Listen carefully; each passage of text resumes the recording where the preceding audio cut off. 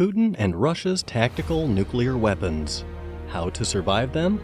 Recently, Russia has made headlines by repeatedly brandishing its nuclear arsenal and discussing the possibility of using nuclear weapons in various situations. This has increased concern among Western countries about Moscow's intentions and willingness to use nuclear weapons. One area of particular concern is Russia's so-called tactical or short-range nuclear weapons, which are designed for use on the battlefield and have a relatively small yield. These weapons are particularly worrying because they are seen as more usable than larger strategic nuclear weapons and could therefore be employed in a conflict between Russia and NATO. But the thing is, Russia has pointed to the possible nuclear weapons use in the Ukraine war. Putin just announced that parts of eastern Ukraine are an integral part of Russia, which means if in case anybody attacks Russia in this area would challenge the sovereignty, and it's similar to attacking mainland Russia, and Russia will go to any extent to defend itself. And Russia clearly means tactical nuclear weapons. Anyways, if you were to be stranded in a situation where Russia is using these insane weapons, what would you do? A weapon that will potentially evaporate your existence, and even just getting exposed to nuclear dust can get you killed. But let's try to understand how Russia's tactical nuclear war is going to look like. Well, quite sadly, as being smaller in yield and size, this tactical nuclear weapon will be used as similarly as bombs are used in artillery fires. Russia has nuclear howitzers, cruise missiles, and more you can name it. But the horrifying part is nuclear artillery, which looks just like ordinary artillery but can carry and fire nuclear shells. First, the purpose of tactical nuclear weapons will be labeled for use on military targets by Russia. But after all, the military will surely be residing somewhere around cities. And bad to the incorrect nature of unguided artillery, what if they just land 500 meters into a city, even outside of the city? The weapon is just enough to make the city uninhabitable, or at least kill thousands of civilians. As being smaller in yield, there is still large hope that if we just use safety measures, we can save our souls from it. After all, we also have to understand that we can even get killed just because of the radiation caused by the weapon. But here's what you need to keep in mind while being somewhere close to a nuclear war. So what's the best way? Are you digging up deep holes into the ground and setting yourself there? Or it's just simple. First of all, you will likely get a notification or alert of a nuclear bomb. Never forget that a tactical nuclear weapon doesn't mean that it will burn down the whole city. Technically it will. It will be more focused on targeting military installations in any part of the city, and you must be in your senses and never panic.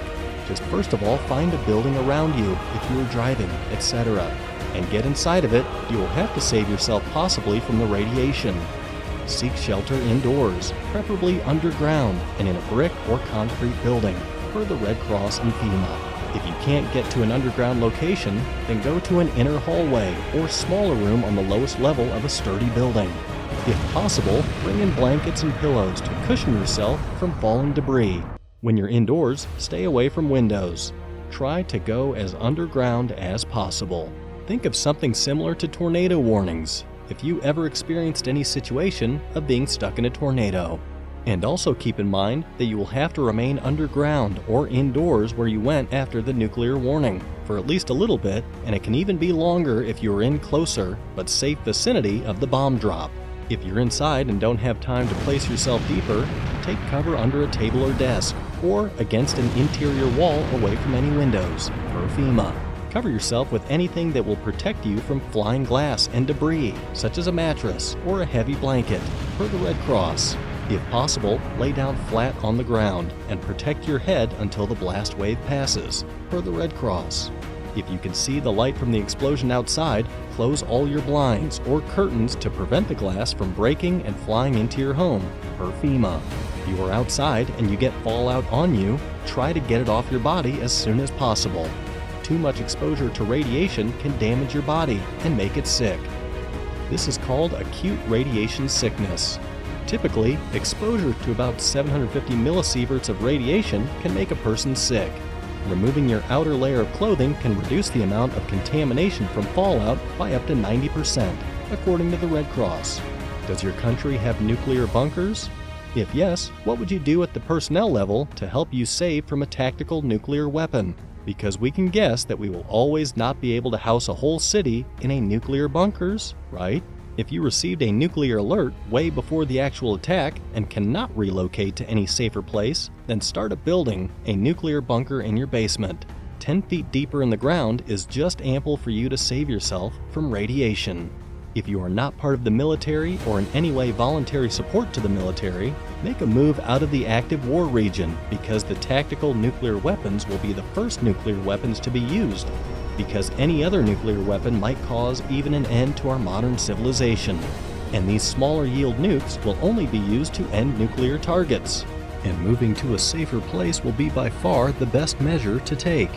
The blast radius of a nuclear bomb is huge, and the damage it can cause is unthinkable. Even if you are not directly hit by the bomb, you could be killed by the resulting fires, radiation exposure, or lack of food and water. In addition, the aftermath of a nuclear bomb is often littered with debris, making it difficult to evacuate. For all these reasons, it is important to get as far away from the blast site as possible. While moving may seem like a daunting task, it could literally mean the difference between life and death. The question of how far away you should be from the site of a nuclear attack to save yourself is a difficult one to answer. It depends on a number of factors, including the size of the explosion, the type of bomb used, and the prevailing winds. However, there are some general guidelines that can help you make a decision. First, it's important to get as far away from the blast site as possible. The larger the explosion, the more dangerous it will be to be close to ground zero.